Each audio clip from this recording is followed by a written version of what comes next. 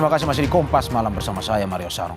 Liga Akbar kembali menceritakan fakta bahwa beberapa hari pasca kematian Eki dan Vina, ayah Eki, Ibtu Rudiana, menelpon Liga Akbar.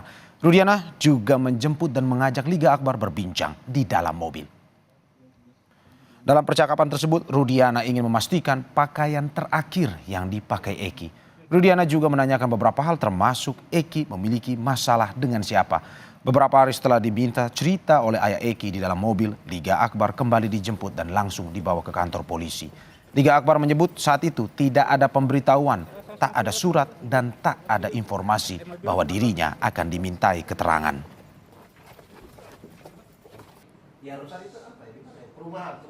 Setelah foto tersangka tersebar di 2 hari atau lebih dari seminggu lah, Bapak almarhum Eki minta ngobrol personal 4 mata, hanya ngobrol biasa dengan cara telepon dan bertemu di mobil. Setelah itu hanya ingin menguatkan, bilangnya soal pakaian almarhum yang dipakai saja itu awalnya. Setelah bertemu dengan bapaknya almarhum itu 3 hari atau 4 hari gitu. Dijemput di rumah, nggak tahu, saya hanya ngobrol-ngobrol saja, nggak tahunya suruh ikut terus buat gue BAP. Ada suratnya nggak sebelumnya? Nggak ada, Pak. Surat pemeriksaan Dari rekan bapaknya itu surat pemeriksaan nggak ada. nggak ada. Terus diperiksa di mana? Di Polres Cirebon Kota.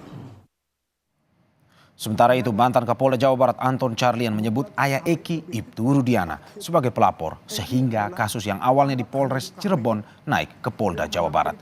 Anton juga menyampaikan bahwa pembuktian dugaan keterlibatan Ibtu Rudiana selama penelusuran kasus pembunuhan Vina dan Eki bisa dikonfrontasi dengan para terpidana yang telah diputus pengadilan.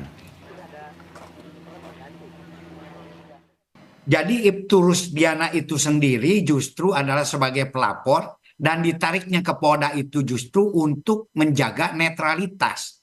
Nah, apakah yang bersangkutan ini punya peran di dalam menangkap langsung ataupun yang lain-lain? Kan itu bisa dikonfrontir dengan para tersangka yang sekarang.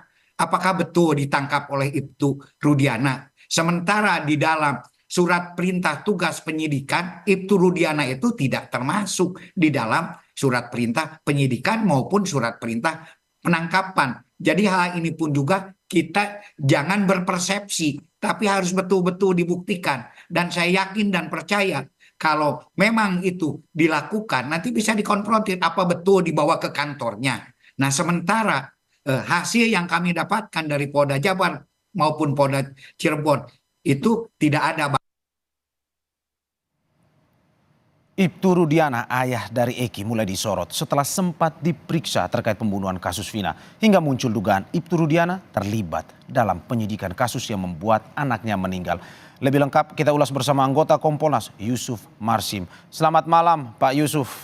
Terima kasih Pak sudah bergabung dengan Kompas TV. Pak, kemarin Ibtu Rudiana sudah diperiksa oleh Propam Polri. Tetapi ada dugaan, masih terus ada dugaan terkait dengan keterlibatannya. Perlu ada pemeriksaan lanjutan kepada Ibtu Rudiana atau tidak sebenarnya kalau dari Kompolnas sendiri?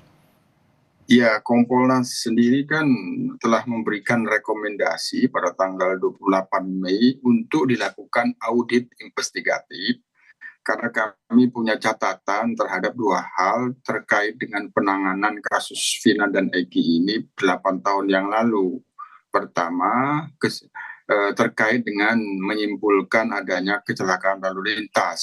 Itu yang terjadi peristiwanya kan tanggal 27, kemudian korban langsung kemudian dikuburkan. Nah, kesimpulan pada waktu itu kan kecelakaan lalu lintas. Nah, ini kami mencatat ada hal yang perlu mendapatkan profesionalitas dan akuntabilitas terhadap kesimpulan ini karena kemudian tanggal 31 Agustus ada laporan polisi yang ini menjadi dasar untuk dilakukan penyidikan.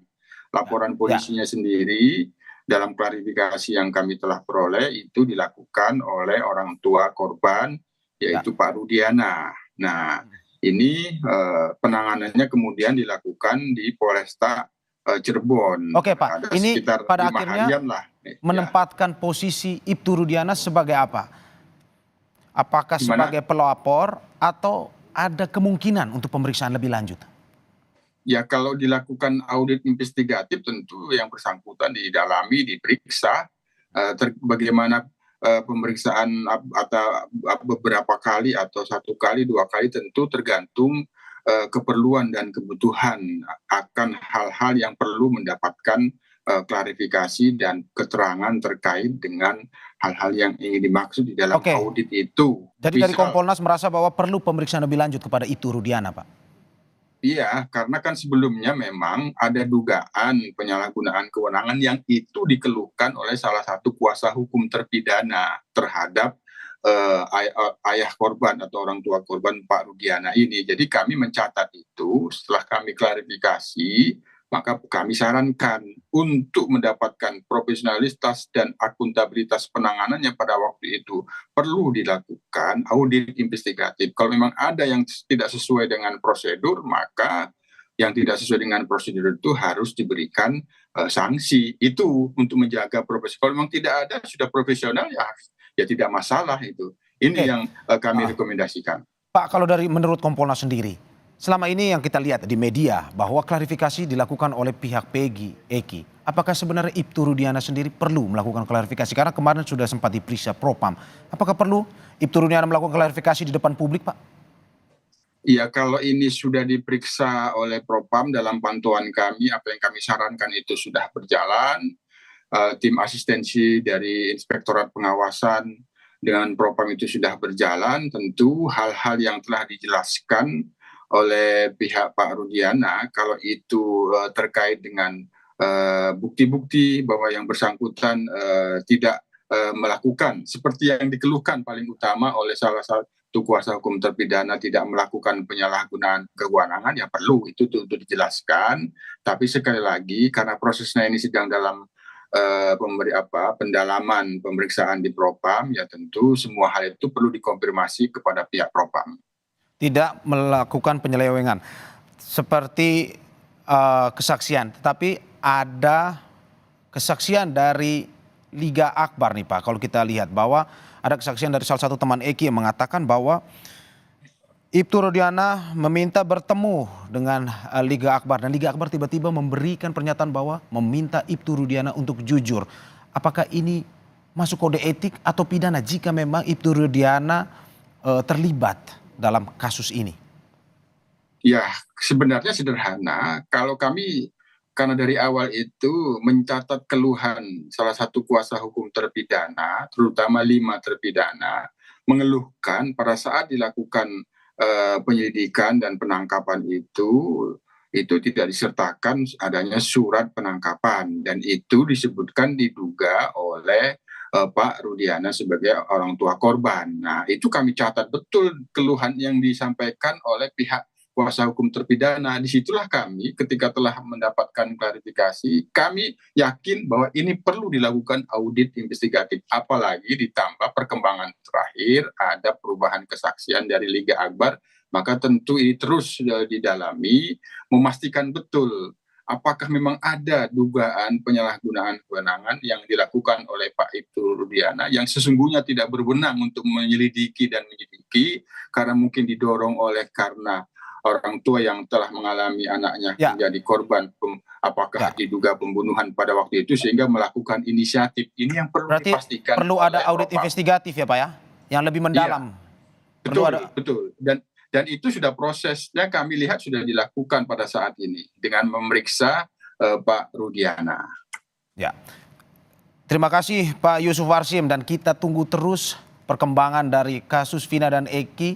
Hingga saat ini masih terus digali kesaksian dan pengakuan dari saksi-saksi yang juga hingga saat ini masih terus diminta informasinya. Terima kasih sekali lagi Pak Yusuf Warsim, anggota Kompolnas. Terima kasih sudah bergabung dengan Kompas TV. Selamat malam, terima kasih Mas Mario.